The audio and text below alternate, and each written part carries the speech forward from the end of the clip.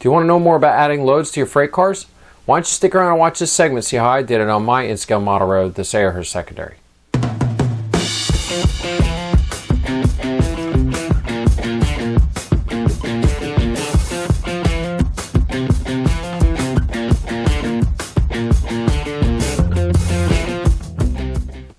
Hello everyone, Joe from Central Jersey Conrail and in-scale. Welcome back to the paint shop. So it's been a while since we did a paint shop series, getting back to work and doing a lot of projects around the layout room, and figured let's get some more segments up on this playlist. So for those of you who are catching this for the first time, what is the paint shop? The paint shop is kind of my shop series where we concentrate on freight cars, weathering, loads, but I left it open, in case we do, some buildings and stuff like that. So that's pretty much what the topic is here. So this segment, if you remember last time we were together, we were working on loads, scrap loads for the gondolas for Sayreville. This time we're going to be focusing on loads for the gondolas that are used over here in Lakehurst. So over here in Lakehurst, I have a spur, and that represents Naval Air Station Lakehurst.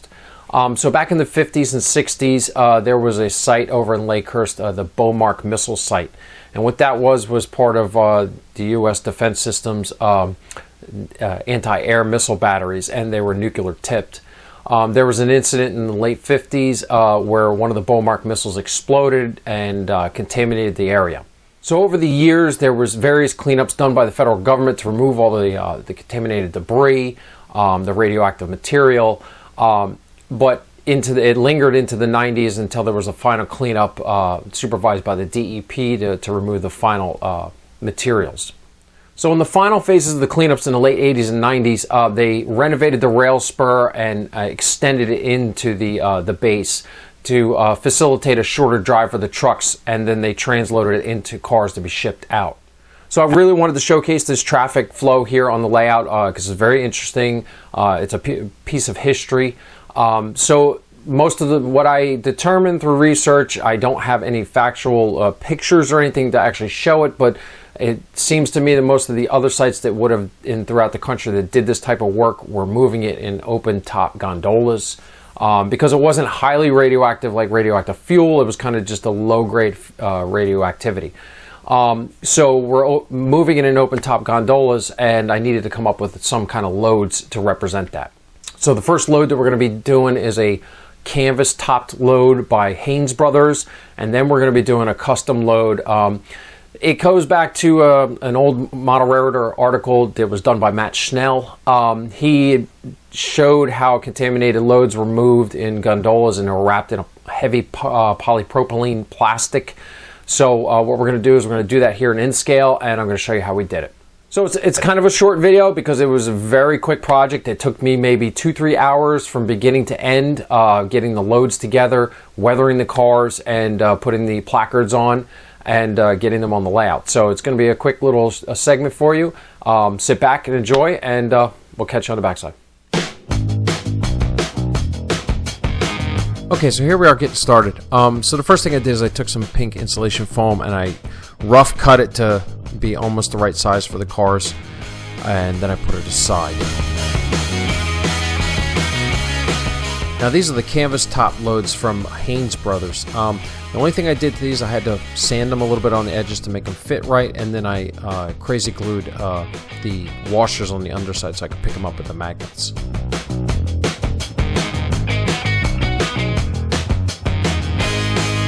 Sometimes you have to search for the washer with the magnet, but it works really well. I'm liking the way it came out.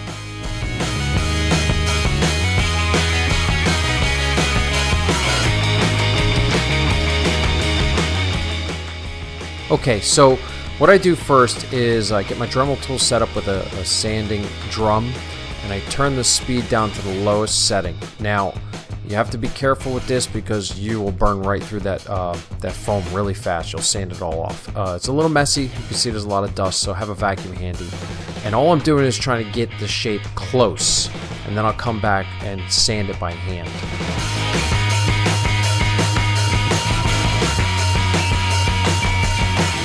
Here I am trimming it so it fits in the gondola right, getting all that real rough stuff off, and then do a quick test fit.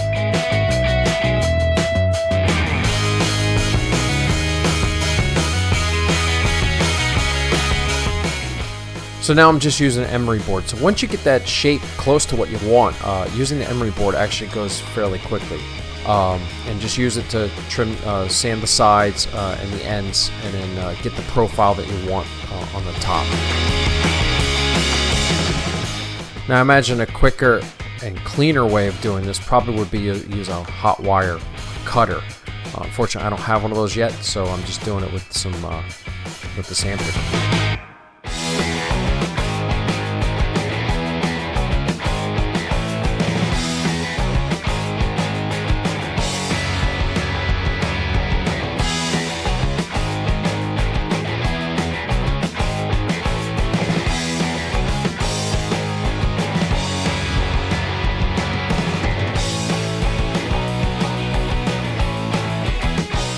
Now when you're sanding, make sure there's a little bit of a gap and it goes in there loosely, because we're going to wrap it with the plastic bag, and that will add some width to it, so you don't want it to get stuck in there.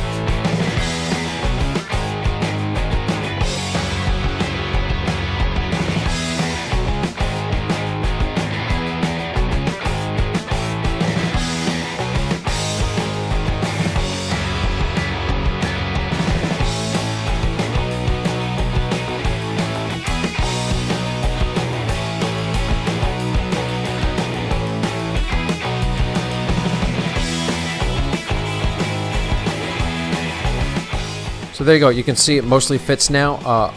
This is pretty much real time. I didn't take much out of this little portion here. So you can see the work goes fairly quickly. You can knock out a sizable amount of loads in a fairly short amount of time. I did these 3, and it only took me about 2 hours.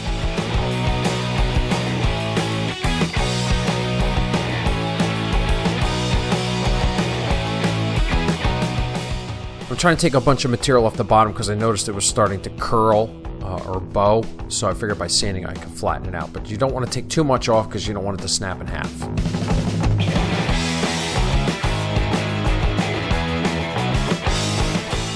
So now we're going to clean up real quick and we'll get started on the second one.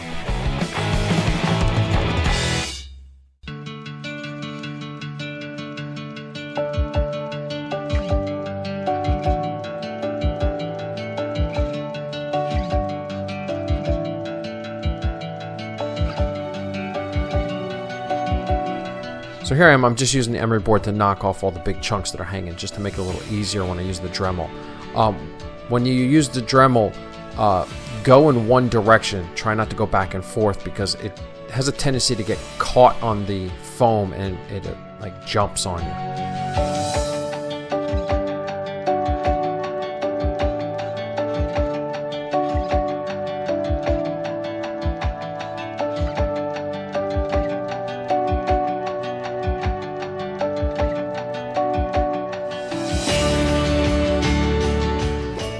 So here we are working with the Dremel on our second block, and as you can see, the Dremel will eat up that foam fast, so just keep that in mind when you're working.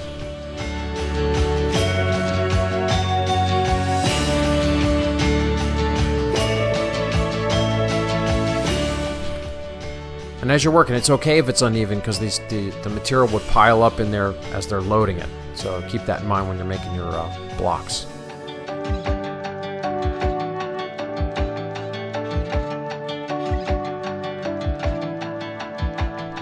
Okay, so here we are getting started to wrap these foam blocks with plastic. So here I'm adding the washers and gluing them in so that I can try to pick them up with a magnet. You'll find out later that it doesn't work, and we'll talk about that later. When you go to pick out your plastic bags, try to find the real thick plastic shopping bags. A lot of the ones you get from the grocery store now are real thin and cheap, but you want it as thick as possible.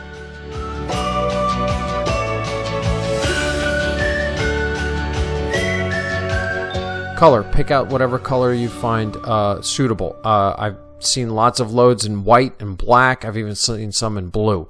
Just when you're cutting up the bags, make sure you're cutting the areas where there's no writing, because you don't want that to show up on your model.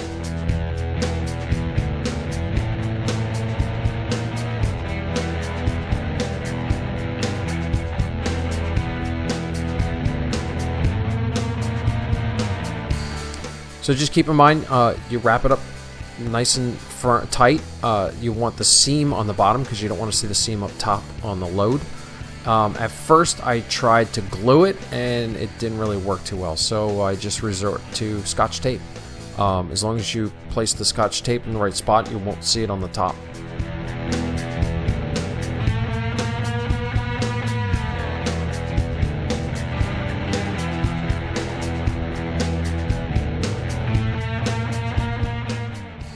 Now, in Matt's article that he wrote, he talked about banding. A lot of these loads had banding on them.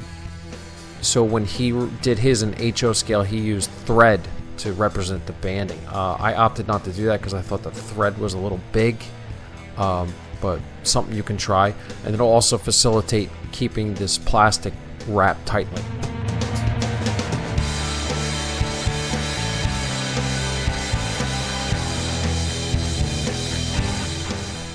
So I'm trimming off as much of this excess material as possible because I don't want that load to sit too high in the gondola. So as you can see, I trim it real tight and then tape it.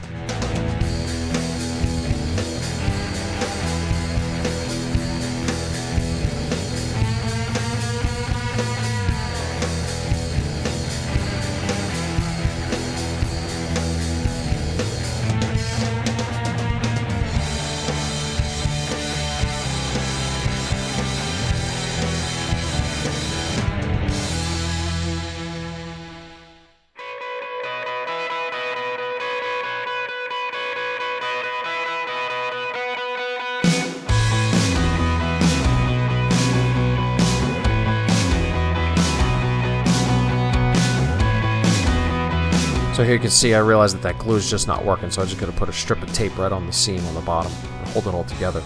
Worked out really well.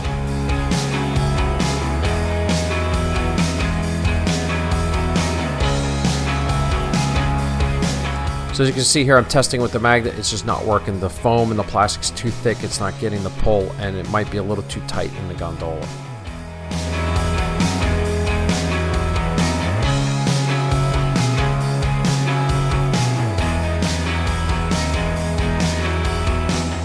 All right, here we are getting started on the second one. Again, it's a fairly quick process once you get set up to go. As you can see, the first one went really quick. Again, that was almost real time. Really not much taken out of that video.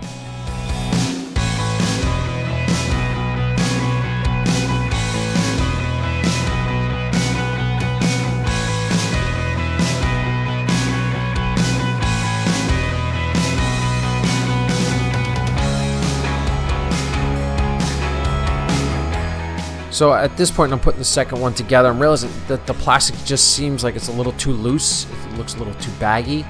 So as you'll see in this next scene, I try to heat it up to see if it'll shrink any. So I'm just using a hair dryer on high. I would recommend you don't use a heat gun because that will melt everything. Just a little bit of work back and forth. You can see it's starting to tighten up a little bit.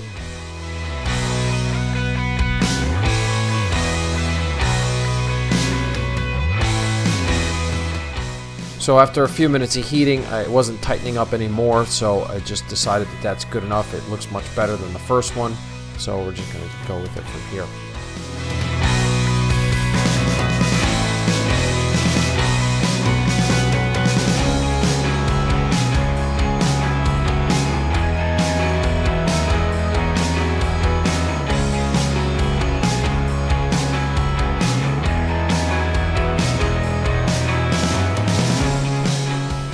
And another quick test with the magnet shows that it's still not working. We'll just have to go with it from here.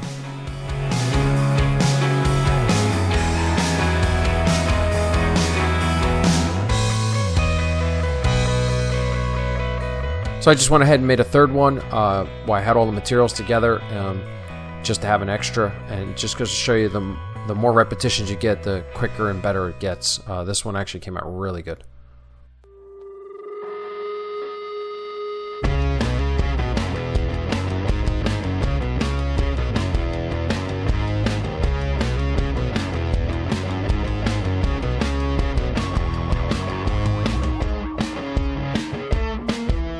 Okay, so I went ahead and weathered the cars with some Bragdon powders. This time around with the Bragdon powders, I started dull coating over it.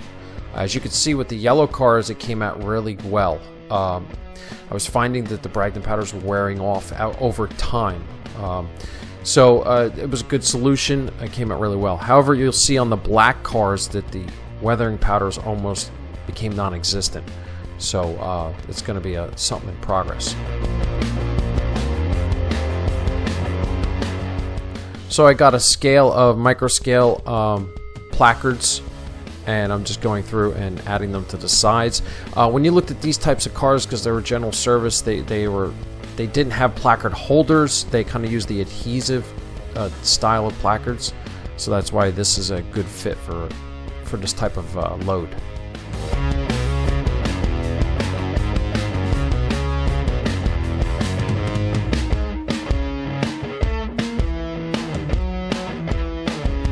Now, I didn't take the time to seal the decals. You could have sprayed it with a gloss coat and then reapplied dull coat. I just figured, you know what, if it falls off, I'll just grab another one and put it back on.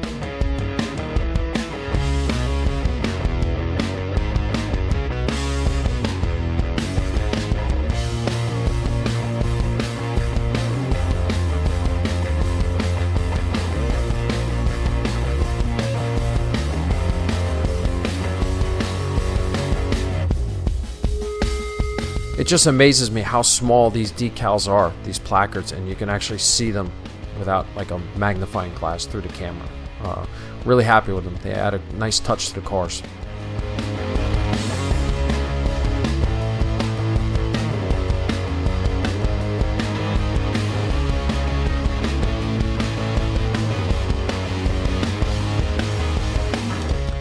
So these gondolas, these are Trainworks. Actually, doing the editing here, doing this little voiceover, I'm just realizing how much detail is underneath these cars for this brake rigging. Really impressive.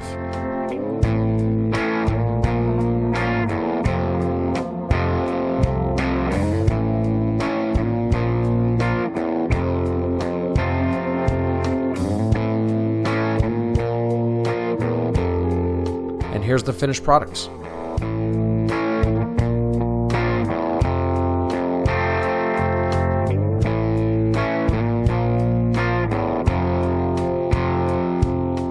As you can see, that BNSF car, that was really heavily weathered with powders, and it all pretty much went away when I dull coated it. The railgun, you can still see it on the yellow, and that's still, I like the way that came out.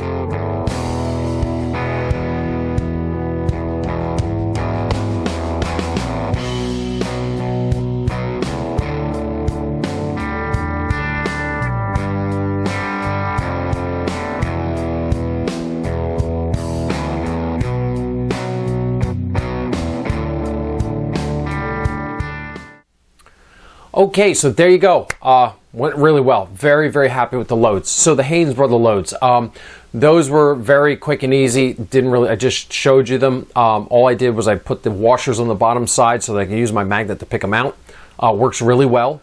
Also with the canvas loads, I use those for like a miscellaneous placarded material. So miscellaneous, if you look in your DOT response guidebook, that would be some kind of material that would be contaminated with like an oil or some other hazardous substance that needs to be treated but non-radioactive. So I made those into those style loads, and I used the miscellaneous placards from microscale decals. They went on really well. The second loads, the plastic wrap loads in the shopping bags, those are placarded with the radioactive symbol, and that represents the the contaminated dirt that had the plutonium residue in it and stuff that needs to be shipped out to be decontaminated. I don't know where the loads were going. I can't find any historical research or anything like that, so I just assumed, I put on my waybills that it's going to the National Regulatory Commission in Thule, Utah, because I know that's where they send a lot of debris and other materials out there. So that's what I'm using for the ultimate destination. So a big change I did that I talked about was the fact that I've made a change in my style of weathering on the freight cars. So I've been doing this for a couple of years now. I've been using the Bragdon powders. Love the Bragdon powders. They're super simple, quick. They really do good job. But what I was finding is over time, the Bragdon powders start to wear off. They get on your fingers from handling, taking the cars on and off the layout, or fixing derailments. And over time, over the constant year or two, I've started to get some wear on the Bragdon powders. So I experimented and went ahead and just dull coated. Just Tester's dull coat, sprayed it over the powders once I got them where I wanted them. What I found was it does not affect the brightness of the powders on light colored cars. However, on the dark colored, as you saw on the Gondolas, the black ones, it kind of almost disappeared. So I think what I'm going to do is I'm going to change my weathering style, and is dark colored cars I'm going to airbrush, and the light colored cars I'm going to use the Bragdon powders. So that's the change that I'm going to be implementing now. It's for the fact of over time, just the longevity of the weathering. I don't want it rubbing off, because I got a couple locomotives where it looks like it's polished off again. So, we're going back to square one. So just a little tip for you to think about. Like I said, Bragdon powders, they market it that it's got the adhesive to stick, but over time, I'm just finding it starts to wear off from the constant handling. Second topic, the tarp loads for the radioactive with the plastic wrap. I found that the foam and the plastic, you can't get the washer to pick up on the magnet. However, they are loose enough that you can just use just an uncoupling tool to pry them out, and they pop right out. So I didn't want to put them on the top side because I was afraid when I was wrapping it tightly that you would see the washer through the plastic. So that's the way those loads are going to have to be. You're just going to have to take them out manually. I would have liked the magnet to work, but it didn't work out that way. Also, heating the plastic with the hair dryer was kind of just a shot in the dark. It worked a little bit, but not as great as I wanted it to. It was still a little loose, but it did tighten up a little bit. It's not like a shrink wrap where you think it would just tighten up. That's something to think about. But overall, the loads, they serve their purpose, and they look good. I like the way they came out. Okay, so that wraps it up for the car shop this time. Next month is going to be a locomotive shop. I'm not sure which video is coming up. I already got it made. I just can't remember. And in the month after that, so that'll be March, I look for another car shop series. We're going to be doing my Tropicana orange juice cars. I'm going to be showing you how I tune them up and get them all weathered for service here on the layout. So otherwise, if you've seen this video for the first time, please subscribe to the channel. We're going to be producing a lot of good content like this, so make sure you follow along so you can see all these videos. Check out our Facebook and Instagram accounts, posting tons of stuff all the time. In fact, these pictures were up about a week before this video was released. So if you're a member of the Facebook page, you would have seen them already. So otherwise, that's all I have for you this time. Thanks for watching, and see you next time.